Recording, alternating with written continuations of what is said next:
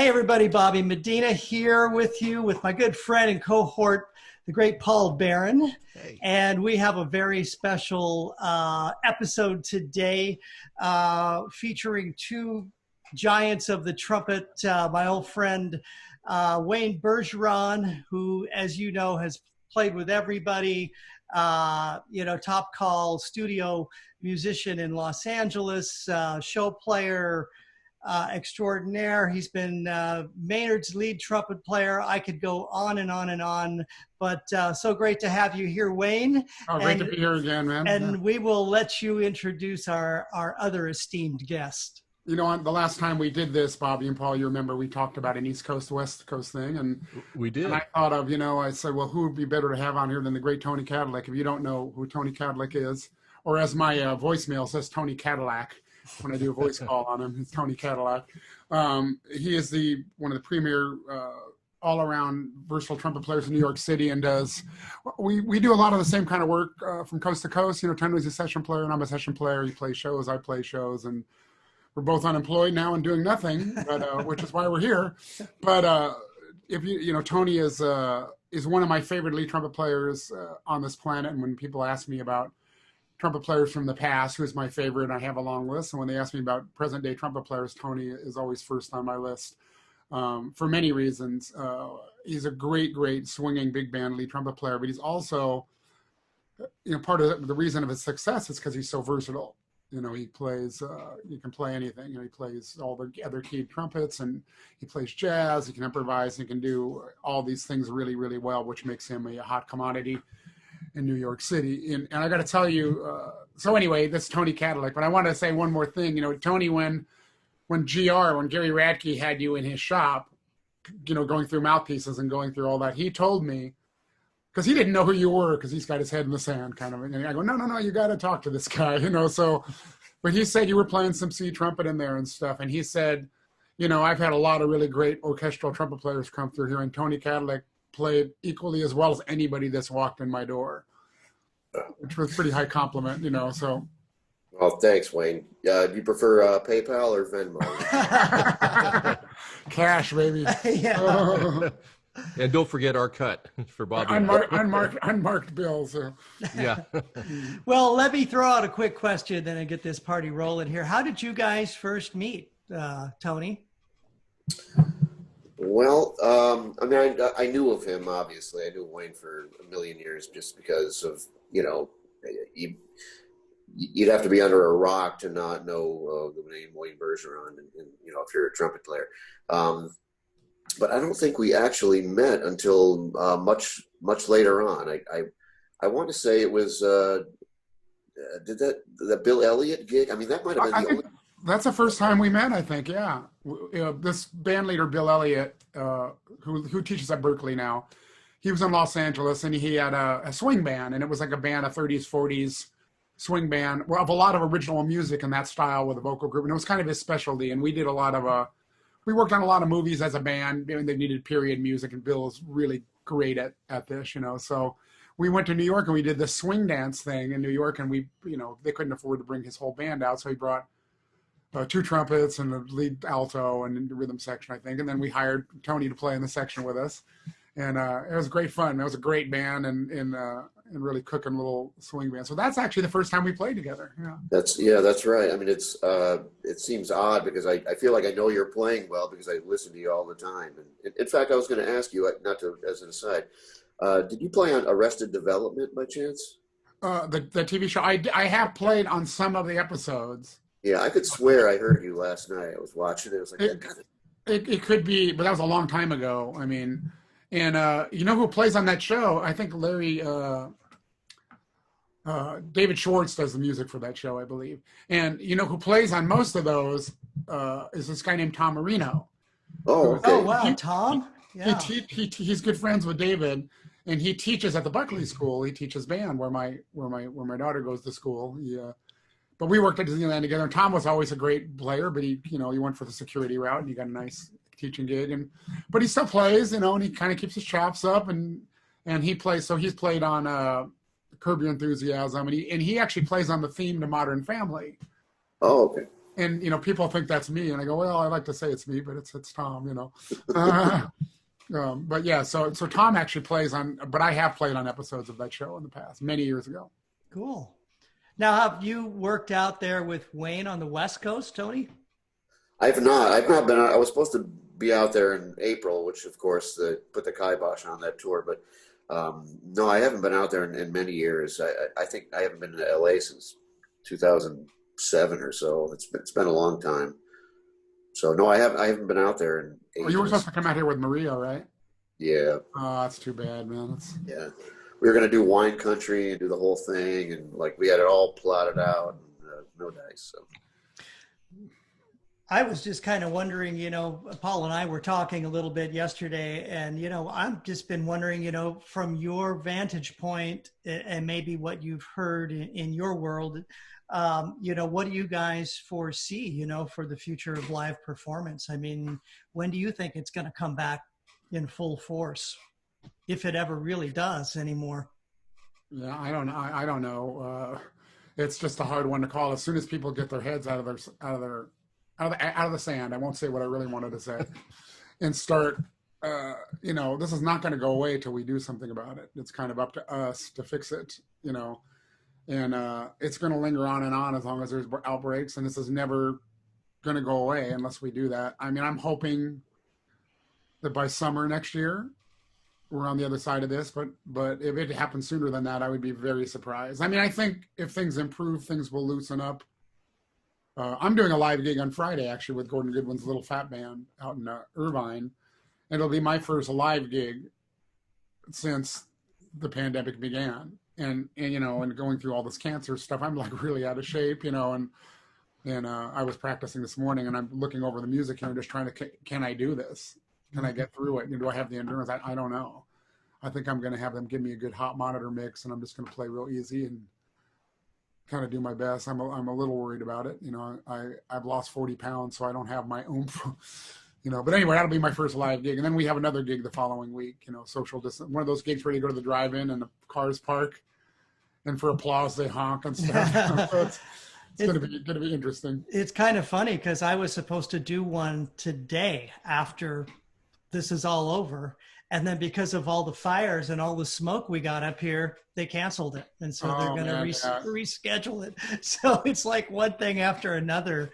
The other thing I was thinking about is even like if they come out with the vaccine, first of all, I don't want to be the first guy in line for that vaccine necessarily. But however, they're probably going to want to give that obviously to the people that need it most. It'll benefit from it the most.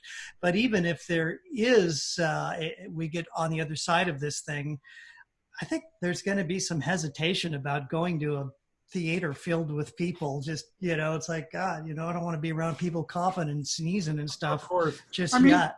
I think they can do, as far as sporting events and stuff like that, like this new stadium the Chargers have out here, it's a gigantic place. You could, if you like on stadium, you could do a concert in a big place like that. If everybody's spaced out, that's an outdoor venue. Mm-hmm. You could actually do something in places like that if they would allow that to happen. And that's assuming that the knuckleheads, that buy the cheap seat way in the back don't want to come down. Oh, well, I mean, they'd have to have things blocked off. They'd have you can only sit here and you can sit here and, I was discussing this with a while back now with this buddy of mine in Portugal, and he was talking about how they were going to take these theaters and have a whole row in front of you empty and a row behind you empty, and then you'd have to be so many, like 4 seats over from you or your immediate family or partner, whoever. But after a while, when you do the numbers, it doesn't make sense to put on a concert and do all the promotion or whatever anymore because of that. That's the tough part of it. The only way it would work was it would have to trickle down everybody, pay cut for everybody. And doing that opens another can of worms. Oh, yeah. So like in Broadway, as Tony could tell you, if they agreed to say, okay, we're going to work for 65% of what we used to make. And they're cutting the seat prices 65%, right? And all of that. And then things clear up. and then you got to battle to get back to 70%. You know, it's going to be a battle to get back up to where it was. You know, and it'll be the demise of the music business as we know if we do that. I think not that I would think ill of anybody in a production position, but producers would never do that. I know that New York, I mean, it's tricky because it's, first of all, it's a, you know, the weather, you know, and actually now I almost have the heat on. It's like 50 degrees here. So, I mean, our window for playing outside is much smaller than other places. And on top of which, like in Manhattan, the theaters are they're so tiny and crowded, and there's no, you know, luxurious like backstage area. I mean, the seats are just literally, you're on top of each other. So I think the selling every other seat thing is not going to work. And I know that the producers are already beating down the doors of the unions. They're preparing for some sort of concession. So we'll have to see what that looks like. But it's going to be ugly, as you said. Yeah, well, the only way that would work is, I mean, obviously we'd have to hold firm on, okay, this is for this date to this date. And then it goes back to what it was, or we renegotiate depending on where we're at, you know, and give them another 6 months or whatever. I mean, we'd be good, you know, obviously to get people back to work on some level, you know. I don't really do theater anymore here, but neither does anybody else. I worked at the Pantages Theater for 21 years, basically, and then there was a changing of the guard. You know, my boss got let go for a number of lame reasons, you know, from management. Because he, you know, our contractor there, I have to say, Brian Miller, man, he took care of business at the Pantages Theater, man. He took care of us, man. If somebody fell down or something, man, there was a rail there by that staircasing the next day. You know, and we made every dime we were supposed to make. If there was some kind of penalty for something because they were using a virtual orchestra or they were trying to pull some, he would, even though he was management, he was very fair. And I don't think management liked that as much as as we liked it, you know. Yeah. And so anyway, they brought this other cat in, and I'll just say cat, and I'm not going to use any more adjectives for him or anything. But this young guy, and immediately he just, you know, I stopped getting called after 21 years of working. So the last show I did there was with Paul. Yep. We did. And matter of fact, when we did Aladdin there, that's right when that happened. That was that guy's first show. We right in the, you know, Brian had actually hired us for that. And then, so it all changed. You remember the first rehearsal when we were meeting that guy for the first time, Paul? Oh yeah. It was so strange because we had just put down all the cash for like 3 months of Airbnb, like $7,000. And I think, Wayne, you called me the night before and said, have you heard anything? What's going on? What happened with Brian Miller? You know, he's gone. Yeah. He's not going to be contracting. And somebody else says we didn't know a name. We showed up at rehearsal, and I think the new guy didn't come in for the first couple hours. So we're like, well, okay, we're rehearsing, but do I still have a gig tomorrow? It was very strange. And I loved working there, but you know, to be honest with this, Tony can tell you, you know, doing 8 shows a week is a grind. So I was never home. And so I kind of panicked when it happened because it's, you know, if there were several shows going that year, it would be a big part of my income, you know. And it ended up working out. You know, I lost that gig after that, but, you know, a bunch of guest artist things came in, and other work picked up, and Andy Martin said, don't worry about it, man. You're going to be fine. Think of all the stuff you turned down because you couldn't get out of the show for the weekend. Yeah. So it all kind of worked out. You know, in New York, it's another situation. They depend on the shows a lot more than we do out here because it's a big part of their life out there, where we only have a couple of theaters out here we only have 2 major theaters here that would pay, you know, a scale worthy of doing 8 shows a week. You know, there's a lot of small civic light opera kind of things, but there's only 2 here. So a question to compare between the 2 scenes, LA and New York, as far as doing the shows, not to belabor the show thing, but what are the percentages and how do they differ from New York to LA for how much you're allowed to sub out? I think it's pretty substantial, right, for you, Tony? Yeah, Tony, you take this first. Yeah, it's scale-wise, it's a completely different thing. I think we're way behind the 8 ball in New York.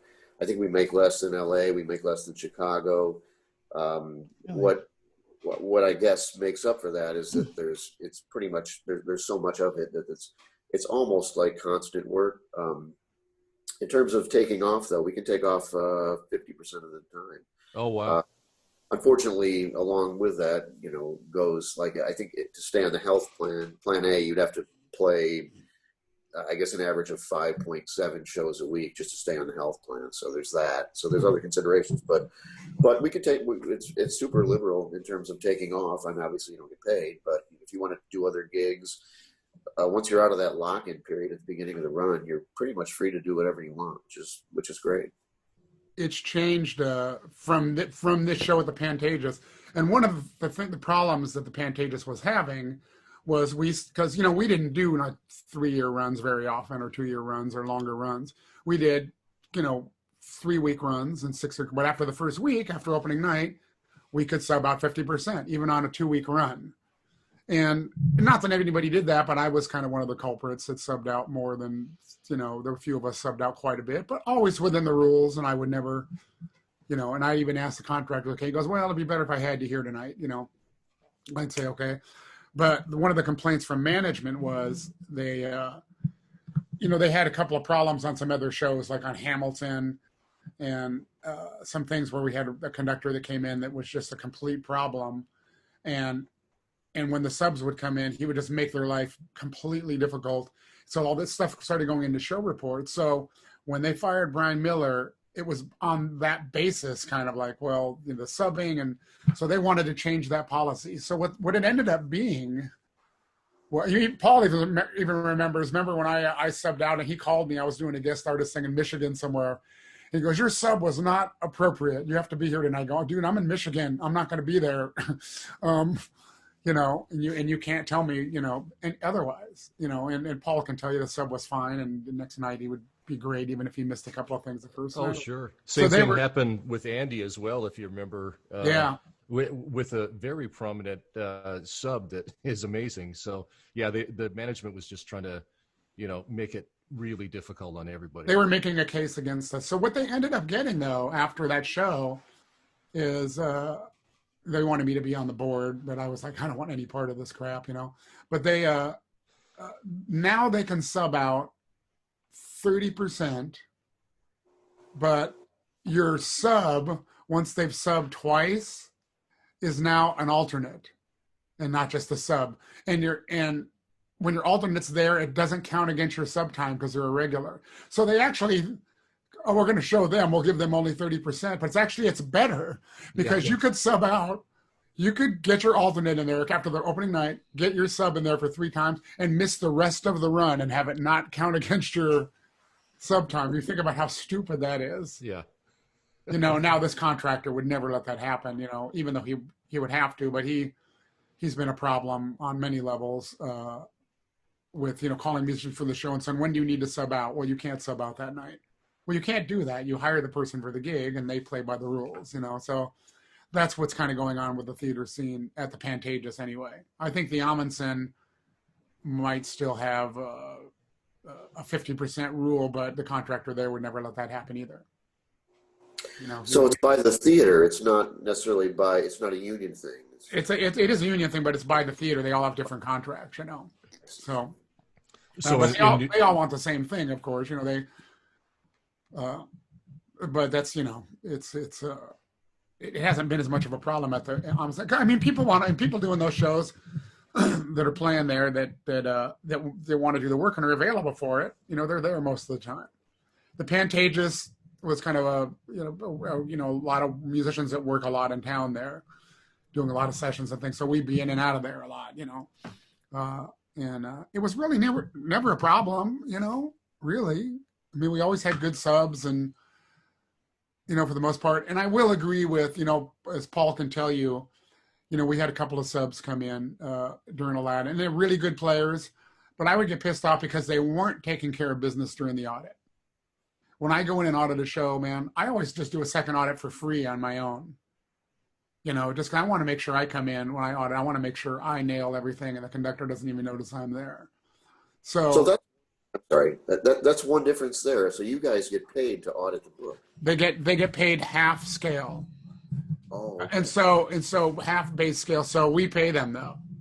Now at the Amundsen pays them and keeps them on payroll, gives them half scale. I always just pay my subs, a couple of $100, and I go, here you go. And then I'll pay them for another audit. I go, do you need another audit? And I'll pay them for another one. we paid one of the sub because we had problems. These good players came in, but they would miss a couple of things because they just needed one more look at it. And then, as you know, BA he was on, the management's team there, and he was kind of all over us. And any little thing going on, man, he was all over it. And he didn't want people back. And an oboe player didn't like his vibrato, so he didn't want him back.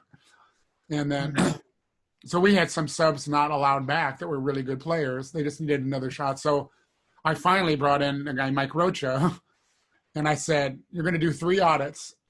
Okay, I'm going to pay you for 3 audits. And you're going to come in here and you're going to nail the show, right?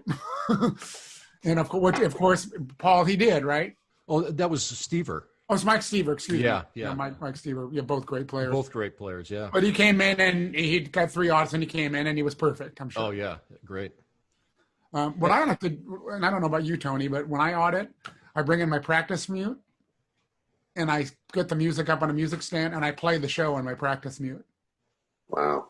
So I can see the conductor and I'm going to know, and I'm going to make note of what I missed. But don't you sit next to the regular? Sometimes you're behind them. Like at the Amundsen, you sit behind them and they can't hear you. There's plenty of room. Or at the Pantages, you could sit on the floor with a music stand below the riser, which is what we had to do a lot of times because there wasn't much room. It's a giant theater with this giant pit. There's no room. It's weird, but anyway, that's how I audit a show. And so when I come in, I've actually played the show. And so I think I always encourage people to do that. I think it's a good way to learn a show. So. And what's the audit policy in New York that you don't get paid to audit, Tony? No, you just kind of sit there and watch it go down. And sometimes, there are some cases where I went into Wicked. I had maybe 4 months between shows, and my friend John Owen said, "Hey, you want to come in and look at the book at Wicked?" And I said, "Sure." And he had already given me a few dates, and I looked at the first act, and it was, there weren't 3 beats in one tempo. It was just all over them, and you had to basically memorize the book. So I said to him in intermission, I said, "Man, I don't know if I can do this. I mean, just the amount, not that I couldn't play it, but just the amount of time it would take to get this together." So I just told him at the end of the show, I said, "Look, man, I appreciate the offer, but I can't. I don't have the time to put in. I would have to play this at my house 15 times just to get it." And he said, "No, I totally get it. No problem." He gave the dates away. And then a year later, whatever, I was off for a long time, and I actually did put in the time. And now now I could probably walk in and sub there without a problem. But at the time, it was like, wow, this is really tricky. Yeah, it's a kind of a show. It does move around a lot, and they slam on the brakes in the middle of phrases, and if you're not ready for it, it's like playing a regular opera, man. It's just like, I don't know what's wrong with these conductors. Just set the tempo and let's go. Make the singer go with you, for God's sakes, Yeah, if only. Oh, sorry. We had this guy Dennis Castellano, who I always loved, man, because we were doing ragtime, and then we had this diva dude on the stage, man, that was just like milking. And he said, and he just said, whatever the guy's name was, and he goes, "Look," he goes, "I got 15 players down here. It's a lot easier to move you than it is to them. Can you just sing this line in tempo, please?" And he just told him. He made him sing it in tempo. And it was awesome. It was a lot easier to move one person than it is to move 15. Of course. So. But Paul, as you said, we don't get paid to audit. You just kind of go and just watch it happen. And but sometimes people will, say, "Hey, can I check this out again?" Just because they want to do a good job. It's in their best interest to, have eyeball the conductor in person rather than on a video and stuff. So. Yeah, sure. Yeah, it's and how, Tony, how are on some of these shows? I'm sure different conductors some are cool, and if somebody screws something up a little bit, it's not a big deal to them. They know they'll get the next time, or they might give them the glare, or they might laugh it off or whatever. I'm sure it just depends on who you're dealing with, I guess. Yeah, I think, I would say, it's hit or miss. Some are great. Some, you'll get it next time. And others are, they want to have a meeting about it. Yeah. They want it exactly like the regular day one. even if they don't want it better than the regular. They want it to be the regular. Like if it's too loud, they want the regular to be too, or the sub to be too loud. Right. Too soft, they want the sub to be too soft. So it's one of those industries. It's like it can unfortunately be a musical because they just want what they're used to hearing, and they do not like unpredictability. So they want the consistency, is what you're saying.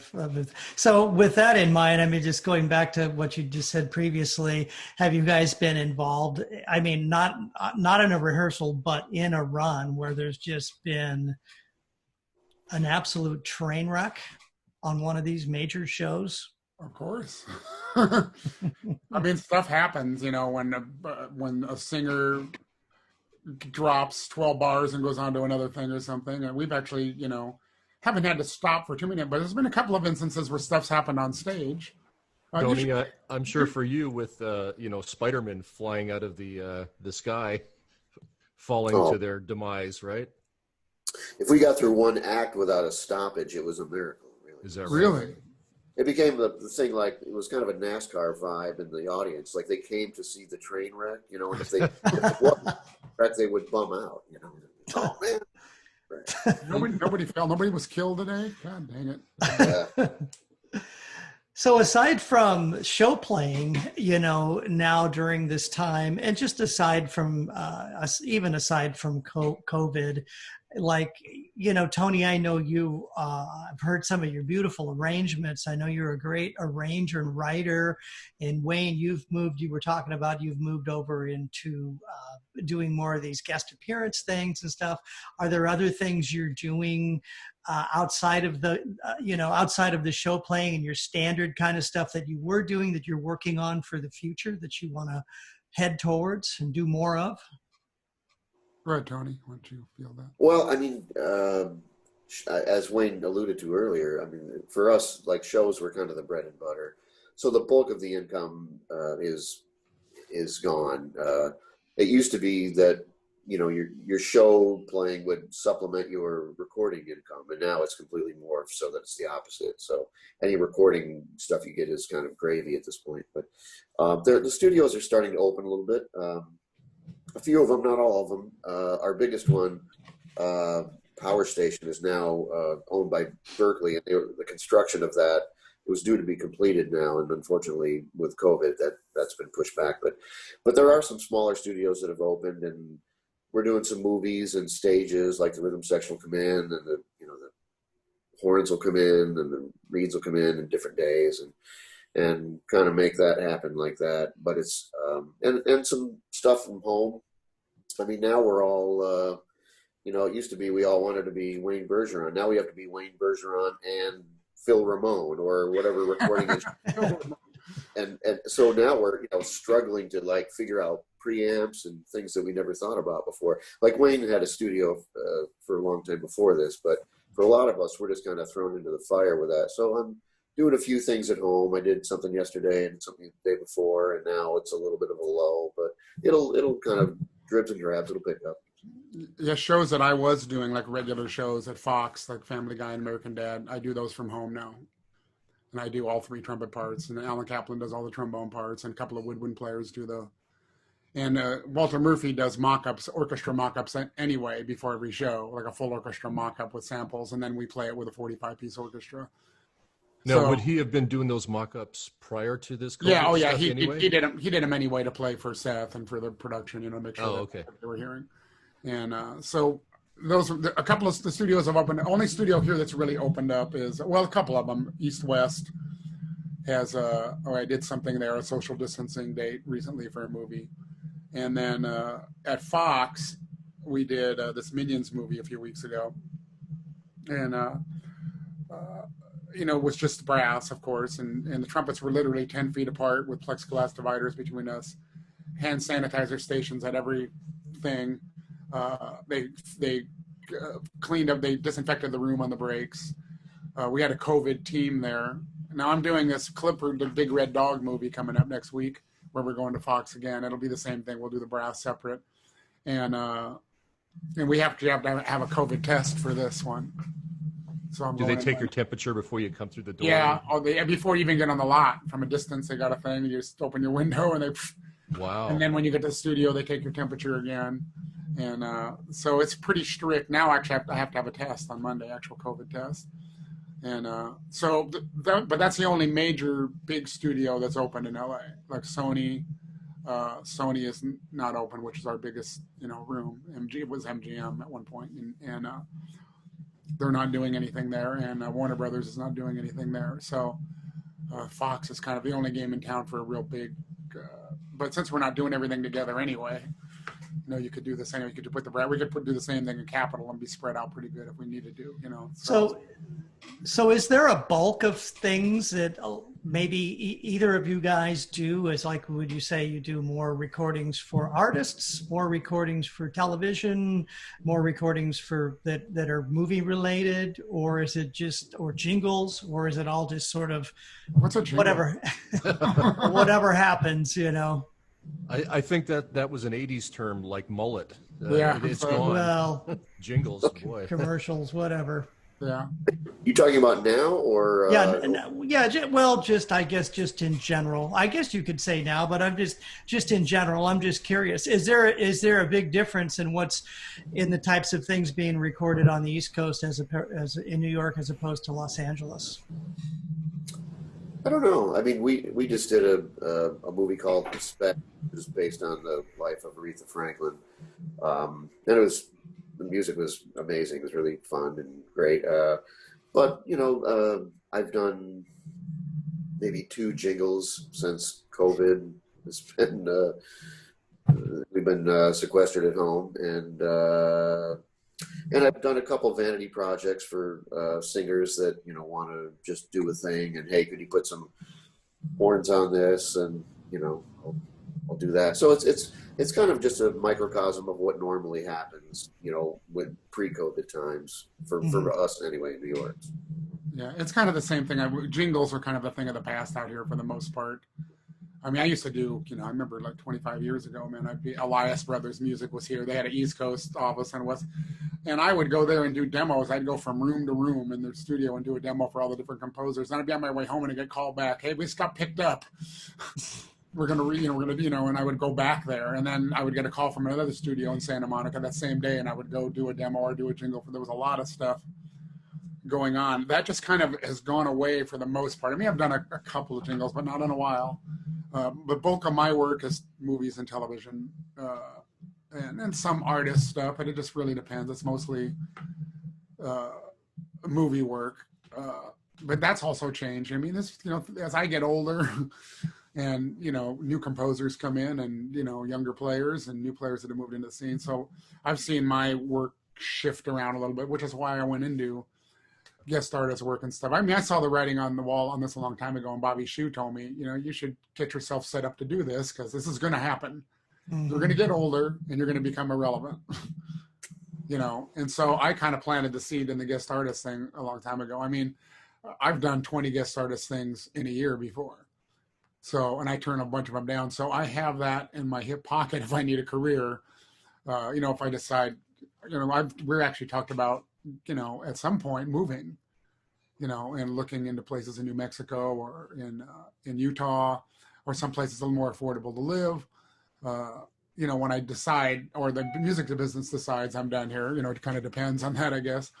And then I just need an airport, and if I'm still doing the Oscars, I can still fly in and do the Oscars, whatever, So, I used to do a lot of the live TV shows too. I used to do the Emmys when they had an orchestra a long time ago. I did quite a few of those, and the Golden Globe and the SAG Awards were always pre-records when I was doing them anyway, and they kind of went away. One of the composers lost the gig, and so I don't do those anymore. So I've watched some of that live work. I still do the Oscars, of course, but Latin Grammys and things like that I did at one point. They started doing that in Vegas, and so stuff goes away. And also, as Tony can tell you, technology has changed our business a lot, and the thing I worry about with all the recording at home we're doing now is they go, look, we can do it this way and save all this money on these big studios, and these big studios will close.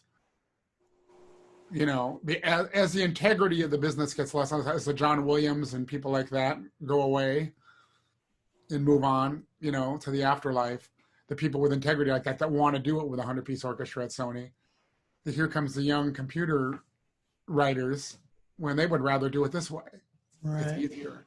So I'm afraid it will become the norm at some point. Maybe not just because of COVID, but down the road, there's some people are going to look at this, go, man, listen, the tracks Tony Kadleck did right here, man, and he sent them off to a sax player buddy. Man, the horn section sounds amazing. They go, why do we need to do it another way? Well, and speaking of that, I was going to ask this earlier since Tony brought this up. You know, for you've both started you have your own recording systems in your house. So what do you use? What sort of, tell us a little bit about your systems and how you came to choose those. You know, what does somebody need? What are the basics of what players need to start their own recording, you know, home recording studio? Go ahead, Tony. I would defer to Wayne just because I'm so much of a novice at this point. I'm just using entry level stuff, really. I have a good mic, but I would go with Wayne, whatever Wayne says. Well, you know, it's the equipment, the gear has gotten really good. The cheaper gear, I mean, it really has. You know, Focusrite makes these little 2i2 things, these 2-channel things. I just bought one. Yeah, I have one of those as well.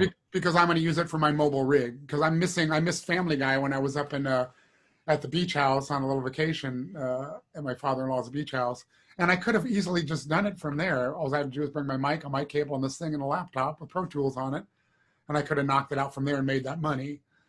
So I'm going to be putting my little portable rig together. But at home here, I mean, I've been doing this for a little bit. I started off with an M-Box Pro, you know, which was kind of a basic setup, but it was pretty good, you know. And then I started getting more serious about it. So I have my stuff's not real extravagant, but I have an Apollo 8P, which I like the Universal Audio stuff because they great plugins and things you can get. I've got 8 channels of stuff here. So we've recorded trumpet ensemble stuff in my house here before, 4 in here and 4 in the living room, you know, which I don't really like to do, but we can. I put all my gear away because nobody's coming over here for a while, so I only have my own setup here now. But usually I'd have 4 mics set up here. And I brought trombone sections over and trumpet sections and stuff like that. So the Apollo has really nice stuff, and it has good mic pre's and it has good converters. I wouldn't say they're incredible converters and incredible mic pre's, but they're pretty darn good for, you know, home studio stuff. I ended up buying, because I at least wanted to have a couple of channels of pretty high-end stuff going in. So I bought this Burl B2 Bomber analog digital converter. So 2 of my channels are that. So whenever I'm recording stuff on myself here, I'm using that converter, and I'm using that through my Focusrite ISA2 mic pre, which is not the most expensive mic pre you can buy, but I would work at Andy Waterman's studio here, Umbrella Sound. He's moved to Nashville since, and I always liked the sound he got on the trumpets. I go, man, he'd use Royers or, or some kind of ribbon mic or Coles usually, but it always sounded great. And I go, man, what do you do? Man, he goes, I got a Millennium mic pre here, and I've got Neve. He goes, I got all this stuff. He goes, on trumpets, this is what I always use. And he goes, and they've got a rack mount, and it's about $1,000 for 2 channels. So I bought 2 of them, so I have 4 channels of that. Easy to use. It's a no frills mic pre. I wish I could turn my computer around and show you. But, it's very easy to use. There's not EQ on it and all this, these mic pre's, you can really get involved. It's not really necessary. The trumpet doesn't really need EQ. I mean, I rarely do I put any EQ on myself at all. And so I use that, and it gets a pretty, I send stuff off to clients, and they're always really happy with what's going on here. And I've A-B'd a bunch of different microphones here too. I've A-B'd like some AEA microphone, ribbon microphones against my Royer. And I would hear, I go, man, AEA sounds pretty good, but then I would send them 2 tracks with 3 different mics, and they always picked the Royer. Which model of the Royer is it? I have a 121 and a 122. I have 122 Mark II set up now. And I also have this, there's another Royer back here that's this is kind of a less expensive one. It's a Royer 101. It looks like, let's see, can you see where? Mm-hmm. Yeah, I can see that. Let's see. And it's I think you can get that mic for I mean, I got it for like $500. I think you can get that mic for $700, $750. It's the same ribbon as a 121. The capsule's made in China. So they assemble it at the Burbank plant, but the whole outside, so it's a lot cheaper, and it's in a heavier duty thing. So I used to travel with it. It was a good travel roar. But then I got sick of bringing a mic to the gig with me, and because the sound guys would all suck anyway, and it didn't really matter, you know. So I just use whatever they have on the gig. So what are the differences between the 121 and the 122? This exact same ribbon. There's a passive amp in the 122, so you need to have phantom power. Okay. You don't have to turn your mic pre up as hot. So if you've got a tube mic pre, for instance, I used to have a UA 610, 2610, and you'd have to really crank that thing up, and then you'd get some kind of noise, like tube noise. I mean, and it's desirable by some people, you know, they would like that. But I'd have to really crank that thing up with the 121, you know, but with the 122, you don't have to lean on the preamp so hard. So I use the 122 just in general, the 122, the 121's in a box over there. And if I need to break it out for something, I do. The AEA mic I gave to Chloe Rollins, Tony, in New York, you know, and she was here and she was looking for a mic, and I said, well, here, and I gave her a little, it's got its own little mic pre too, AEA, for that mic. And I just said, well, here, just pay me when you can. And then COVID hit, of course. But I see she's recording a bunch of stuff on it, and I'm going, yeah, make that money, girlfriend. But it's a really good mic as well. So, I mean, you don't, you know, not to get long-winded, but you don't have to spend a crap load of money now to get a decent sounding setup. You just need the signal going in. You know, you need good mic pre, good converter, good mic is what you need, you know. And a good source, a good sounding trumpet. Yeah. Well, that's best too. I mean, something like this. You know, something with the quality sound like that. Yeah, when it's really centered like that, it just prints so well. It prints, man. It's yeah, those lessons I've been giving you are really paying off. Yeah, it prints really well. Oh man. So anyway, that's my setup. Tony, I think you're using Logic. I'm using Pro Tools. I think Tony's using Logic, which is great. My wife just got it. I mean, it's better than Pro Tools for some things, actually. For a composer, I think it's better. Yeah, for $200, it's a lot of bang for your buck. Yeah, no kidding. Yeah. You know, I tried Pro Tools years ago, and honestly, I couldn't really. I tried it at a time where I was super busy, and I just didn't have time to devote to learning it. And now, you know, I have nothing but time. So Logic's, and I have Logic now, and Pro Tools is outdated, the version I have. So I just said, let me just jump into this. So I use a Coles ribbon mic, which is great, and just, you know, just dump it into Logic and hope for the best. You know. What do you use for your interface, Tony? I have the Focusrite. Oh, you do that one, the 2i2.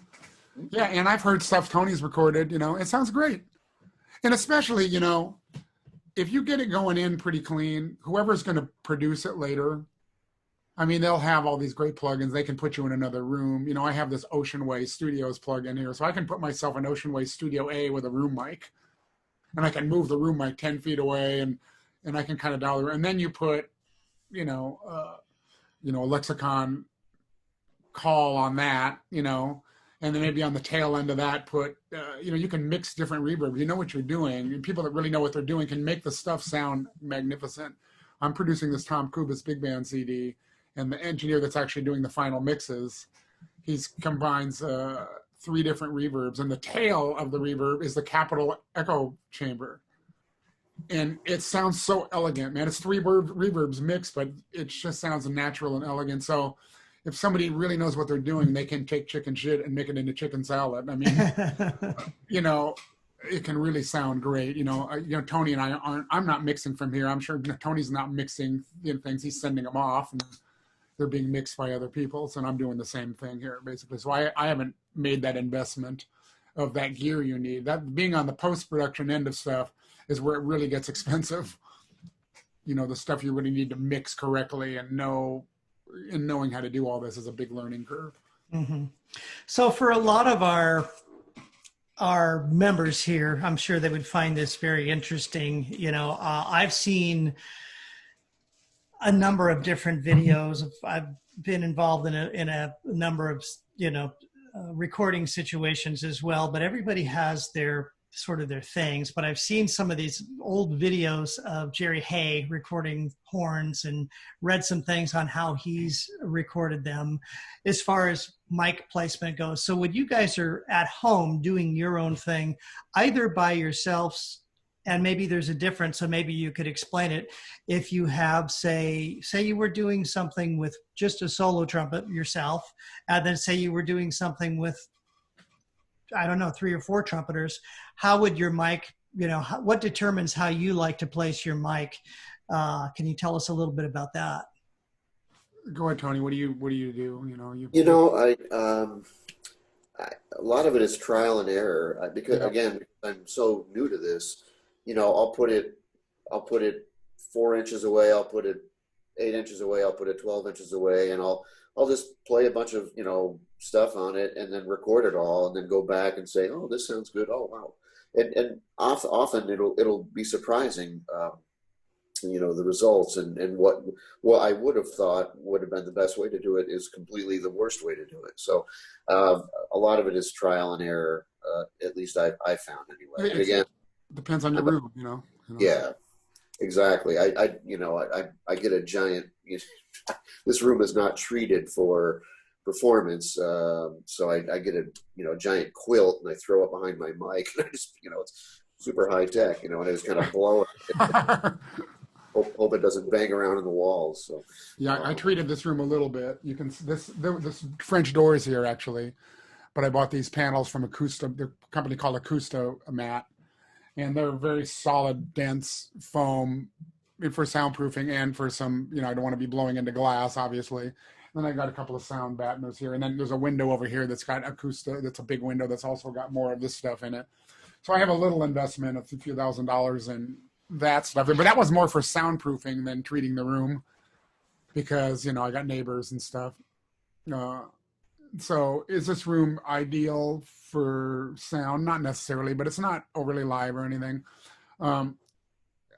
Tony, I've found from experimenting around, just depending on what I'm doing, like if I wanted to make like a Till Bronner kind of sound or Jack Sheldon kind of sound, I found that if I get close to the mic, but off to the side of it and get the sound from the side of the bell and play soft, it creates a certain kind of sound, where you get a little bit more of the noise, which we're usually trying to avoid. Give you that kind of smoky, cloudy kind of sound. And it picks that up better, So I recorded a few things like that. But generally, I mean, as Tony can tell you, well, you guys know your trumpet players, but sound develops on the other side of the bell several feet away.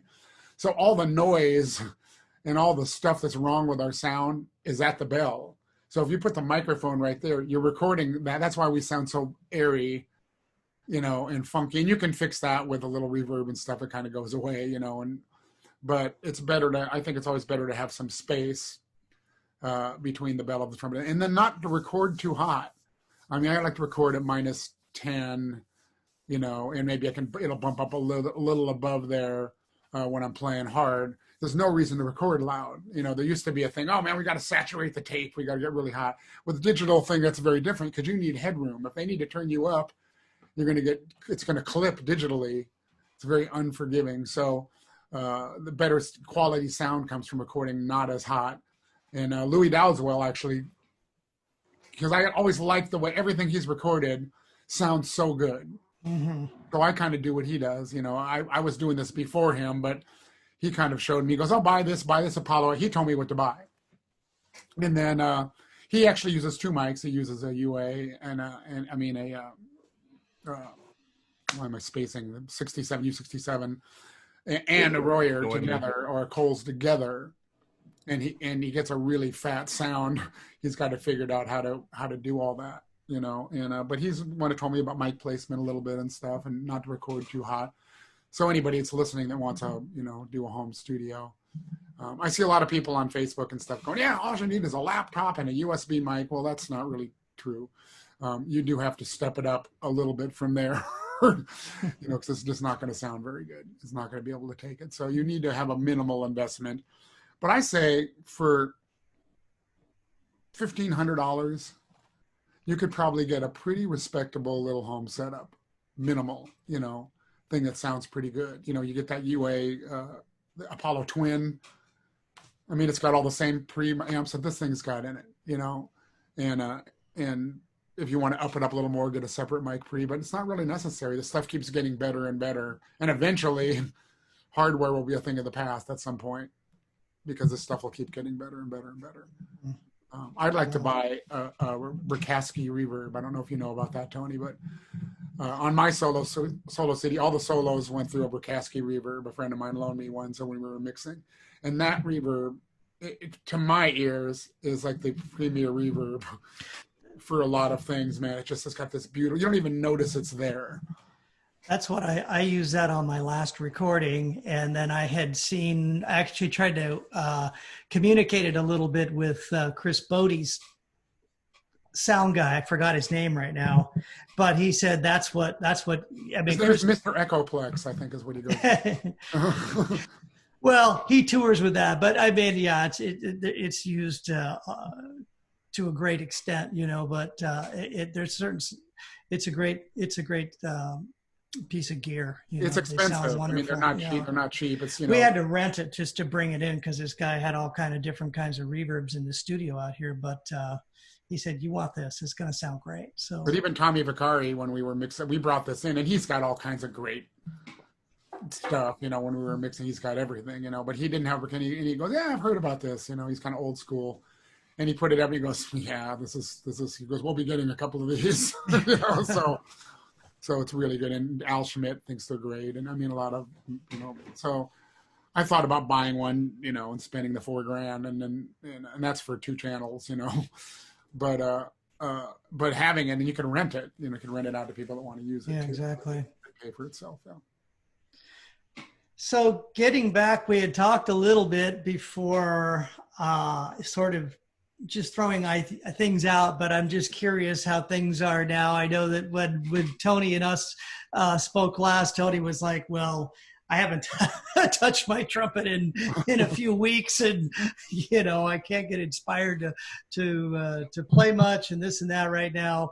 But now that a number of months have passed by, for each of you, what has your average practice day been like? Not necessarily the gigs you're doing or the recordings you're doing, but are you back up to your regular type of practice type of thing? And if so, what is it? What's it like?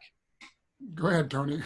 Well, I was afraid to ask me first. No, I'm back in it. Again, it's kind of hit or miss. I've been taking time off and enjoying the time off, and then I come back and I miss it, and I'm now school started. I'm more immersed in it. I'm going to teach after this tonight. So I'm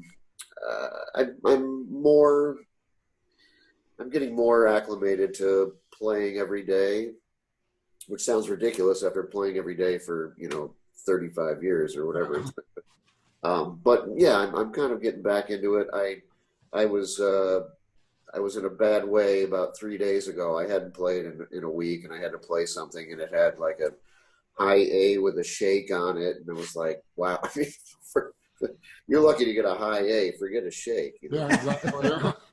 So I eked one out. It was not the first pass, I can tell you that. But after that, I said, okay, I got to reel this in and get it together.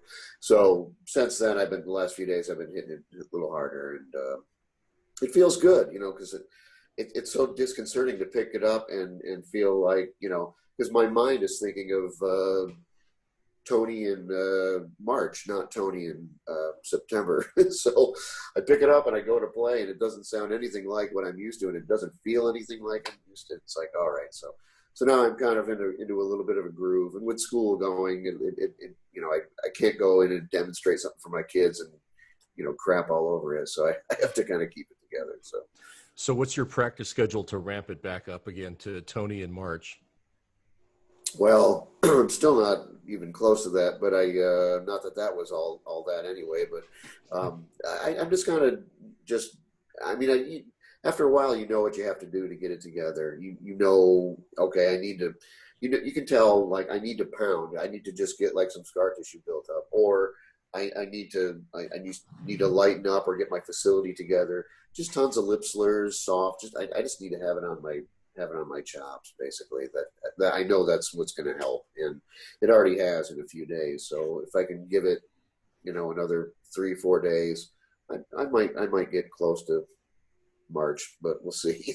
Yeah. It remains to be seen how much the time off will have impacted me. Again, to bang out a couple, I have the afternoon free to bang out a couple jingles here or whatever is not so hard. But like playing a 4-hour gig now, no, that's not going to happen. Yeah. So Tony, I'm not sure what you do. I took a lesson recently with a friend of mine, Burnett Dillon, who's a retired trumpet player that did a lot of studio work here. Because I was going through the cancer stuff, I got so sick from the chemo that I couldn't play for a couple of weeks. I mean, didn't have a desire to play. And then I started playing the third week into the treatments, but then the radiation was starting to fry my throat. But I still practiced, and I couldn't hit a G on top of the staff. It hurt so bad. So I just worked on other things, and as I'm healing now, and I'm 2.5 months out of this stuff, I'm asking questions because I feel the same way you do. I'm trying to figure out. I know what I have to do to get it back, but it doesn't feel the same, and it doesn't sound the same to my ears. And so I'm kind of reaching. My wife goes, "You sound the same." It sounds, and so I don't know if, my hearing got screwed up from the radiation, or I feel like I can hear okay, but it just feels different, and my lips are thinner. So I've been going at it very carefully because I've had a cyst on my lip before. As you know, when I lost weight when I went through my divorce, I was pounding on this, and I actually caused the cyst because my lips were thinner and I was weaker because I'd lost weight. And I'm kind of in that same place now. I'm 40 pounds down from where I was when I started this in March, when I was diagnosed. So at this point now, my throat doesn't hurt anymore when I play, but I'm going at this very systematically, and like you had soft lip slurs, trying to set a foundation so I can make a really soft attack. I talked to Tony and Paul about this last time, and I'll show you this, Tony, but Burnett told me to get a Dennis Wick practice mute, because it's the worst practice mute ever made. Because it doesn't respond, you know what I mean? It's quiet, but it doesn't respond. And he said, do air attacks until you can make this thing respond quickly. And so I've been doing this every day. That's how I start. I go.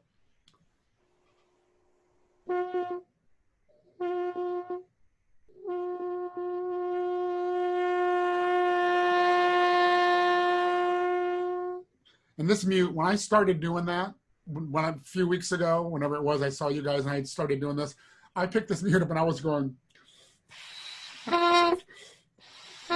I mean, it does not respond. I mean, you really have to get small. And he said, just do that for like 5 minutes and get it going. And then crescendo to what you think is fortissimo and diminuendo, and get the feel of that. And he goes, and when you're done, take the mute out and play the trumpet exactly the same way as if the mute's in. And man, and my response has improved, I mean, a lot in a few weeks. And he said, if you get used to doing this, you will never miss a soft entrance. He goes, you will never miss it. He said it's like like somebody swinging 2 bass to get warmed up, and then all of a sudden, oh man. And so I've just religiously been doing that every day now. It's kind of how I start. And I think it sets a good foundation for where we need to start. And then I'm like Tony, I do some regimented stuff, some lip flexibilities, and I do some tonguing, and then I go into some endurance stuff because I know I just need to bang my chops up, and whether that just means noodling around and keeping it on my face and playing some jazz licks and playing some arpeggios and trying to go up to a high F or high G or whatever, and just keeping it on my face. I started doing this little tonguing exercise I do, and I made it into an endurance exercise, and it's kind of like a Caruso thing, Tony, and or you can do I haven't played here, but too much. But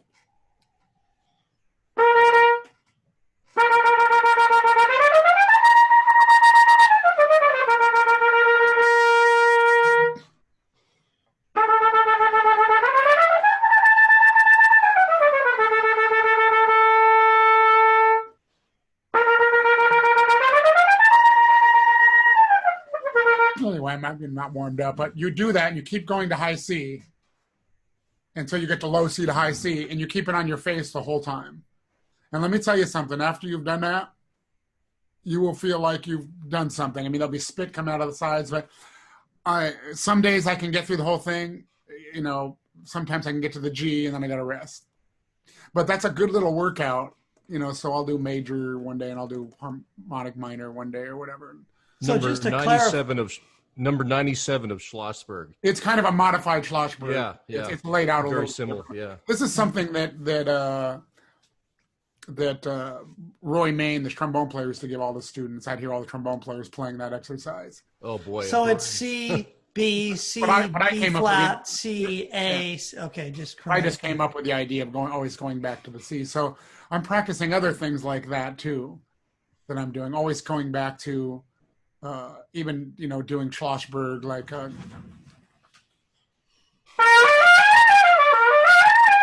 you know, doing that and then going, you know, and just doing them slowly, of course. And like I'm embarrassed. I haven't played here, so it feels like horrible.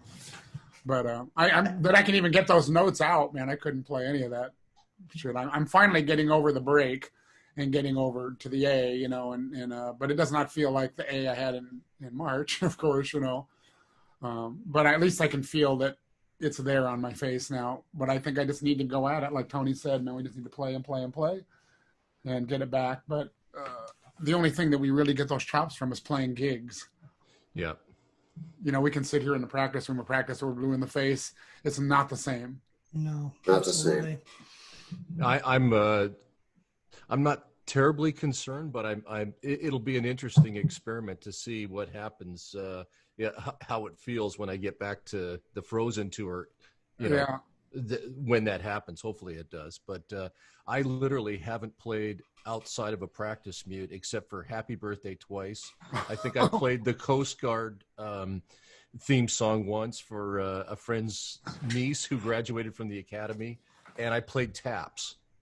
And that's been it. So wow. A total of what, maybe 2 minutes of actual open horn playing since March 11th. So we'll see what happens.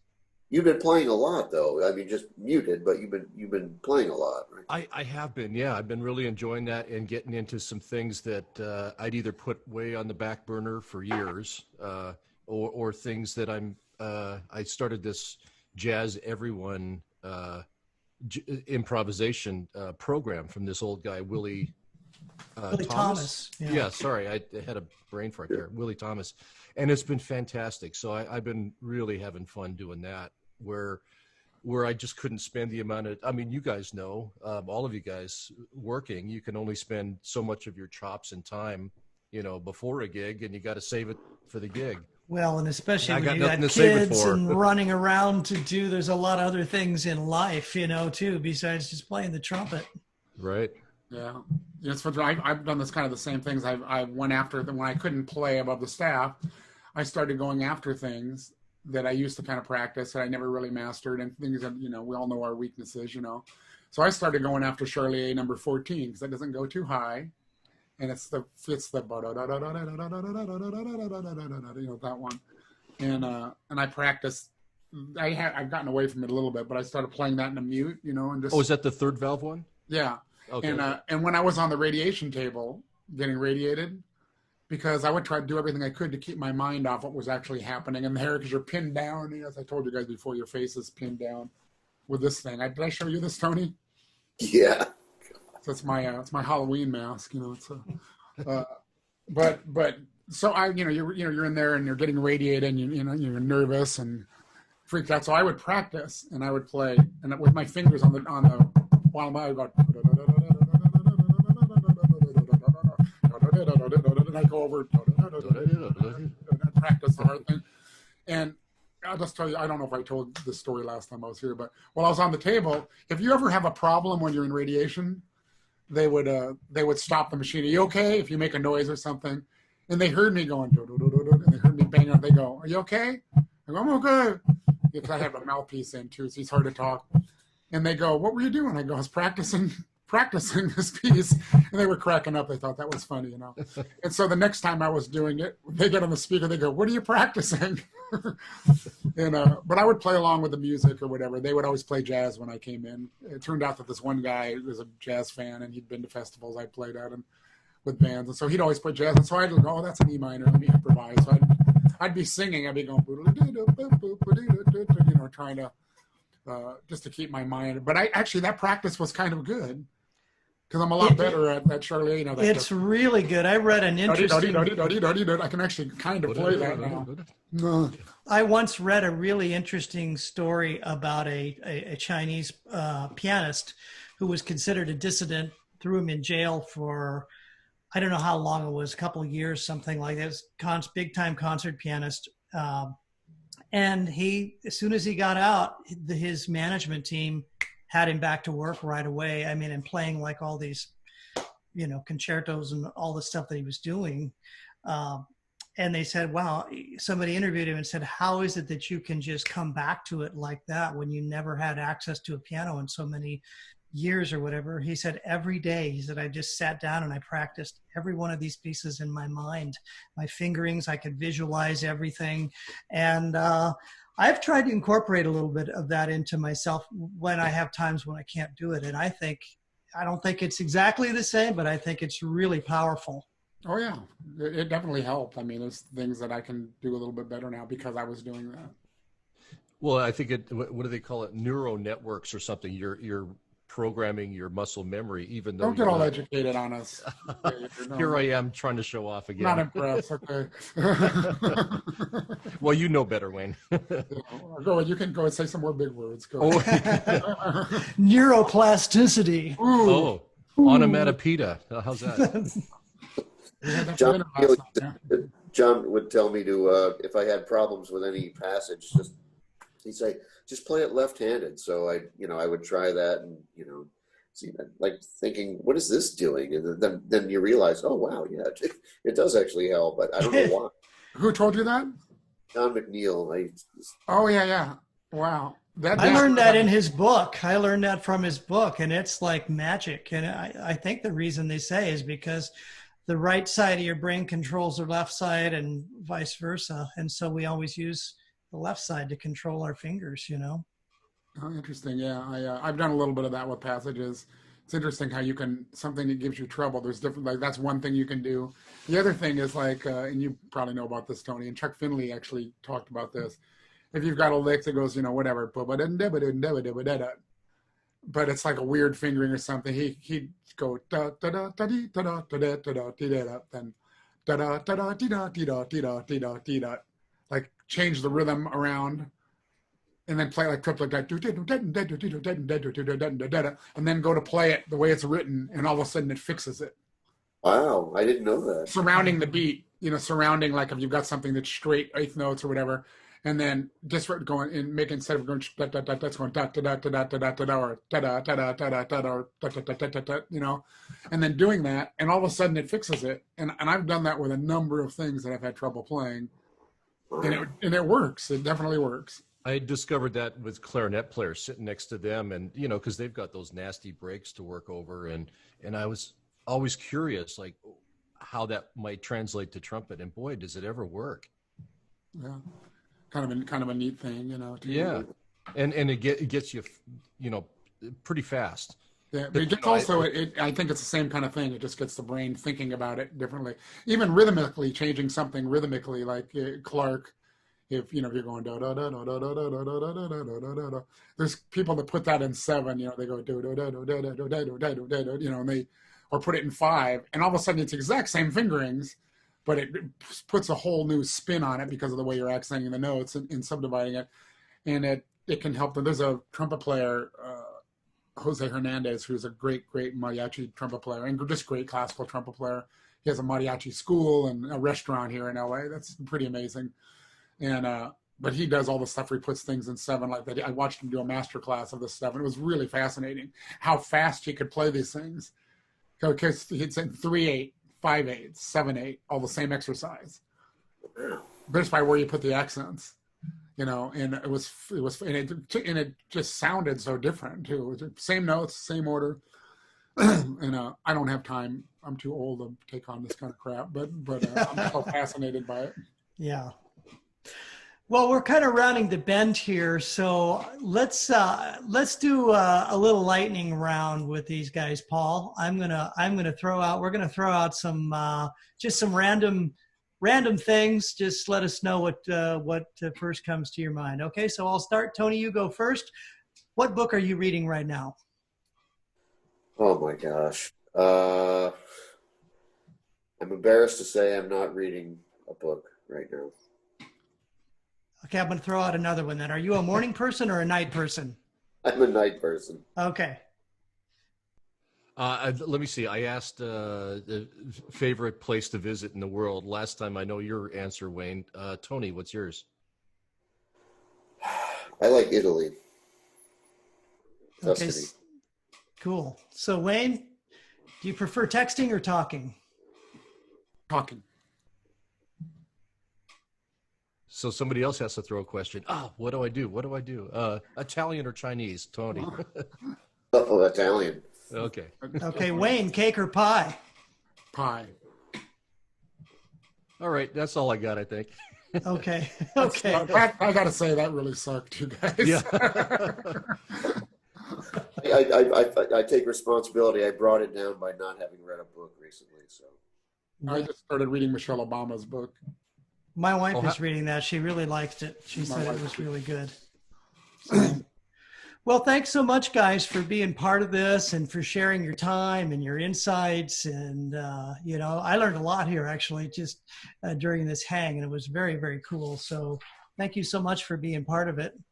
It's been awesome. Hey, so while I got a captive audience here, you mentioned Tony being a writer, right? And he's actually a really great writer. And he's doing a chart on Nature Boy for me that was started 5 years ago. He's taking his time with it, so I'm busting his chops. I'm up to bar 12. It's going very well. So I like Tony's right, so I'd asked him to write me something. And I told him to take his time, and he is. He wants to make sure it comes out right. I guess so. Oh, that's a great tune. I can't wait to hear it. Yeah, it'll be awesome. And I just want to say in closing, for me, it's cool to be hanging here with all of you guys. Tony and I have, even though we've only actually hung out, half a dozen times. When I go to New York, we always have fun. We always manage to find a minute to get together at a bar. It's always at a bar too, which is weird. Go figure. And hopefully I'll be able to get back there again soon, and we can hang in person, and maybe we'll actually play another gig together sometime. That would be great. And I wanted to thank you guys for doing these interviews. Everyone that I've seen has been great, and it's a great service for those of us that are sitting around like trolling Facebook, and it's a nice diversion from politics and just being able to be a trumpet dork for a while. Yeah, and we're trying to keep it fun and civil and happy and all that kind of stuff too. So I guess I shouldn't show you this button. Well, back it up a little bit. Okay, I'll show it to you. You guys know where my political leanings are. Oh, there it is. So I'm sorry, I just brought everything down. Hey, there's a pretty good trumpet section right here. Actually, so anybody watching that needs a trumpet section, this is a good trumpet section. Here we are. We're pretty all well dressed up. And everybody's got a home studio, so yeah, we're ready to rock, man. So Venmo, PayPal, any of those things work. So thanks for the pitch. That's great. Well, keep on keeping on, and we'll look forward to seeing you guys and maybe chatting again and getting caught up in the future with you. Best of luck to you guys. Wayne, best of health to you, and Tony, looking forward to having you back in your shows. Same with Paul, same with me. We're all looking forward to getting back out there and working again. So really appreciate it. Thanks so much, guys. Take care. Bye.